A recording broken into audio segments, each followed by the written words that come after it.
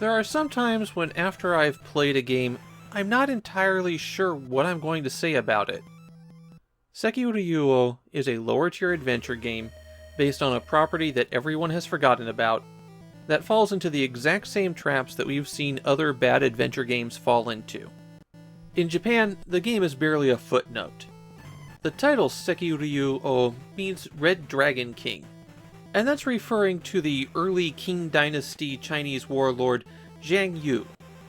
Sekiryuu was based on a comic that adapted Sima Qian's Records of the Grand Historian, Sima Qian being China's first historian dating back to around 100 BCE.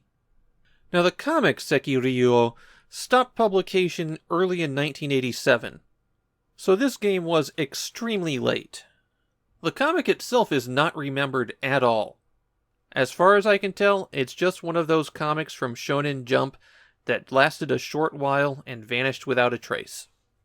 As for the game, it's a standard adventure game, one of those where you pick out a command from a list. There's nothing too surprising about your options. Talk, look, search, go. They do strictly limit the number of verbs that you have to choose from, so usually you only have 4 options or less. The most unusual verb that you'll occasionally see is battle. And since this is a story about these grand sweeping movements of armies, I'm sure that does something significant, right? Or it gives you one paragraph about what happens and then the game moves on. For a story that has so much action in it, there's very little action that occurs on screen. This is one of those adventure games that requires that you pick the same command multiple times in a row so that you'll get a different result every time. Why do I need to talk to this guy 4 times in a row? No reason, it's just how they put it all in. During some conversations, you're given a choice between 2 options. Almost inevitably, picking the wrong one here is fatal. Passwords are used to continue your game, and you're given them only between chapters.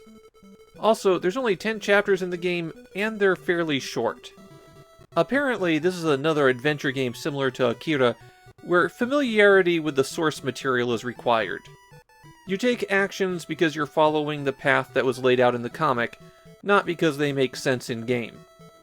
I couldn't really find anybody talking about the game beyond, yeah, it was there. It does have an absolutely crazy ending, which I'm now going to spoil because it's a 30-year-old game that hardly anybody watching this video is ever going to bother looking at. In your final climactic battle against overwhelming odds, everybody dies. But it's okay because you're reunited in the afterlife. The best thing I can say about Sekiryuu is that it has decent graphics. But that's really the end of the positives I have for this one. When it comes to the adventure itself, it does everything wrong. It's hard to believe that it was developed by the same team that brought us the very clever Ripple Island. This one's just not up to their standards.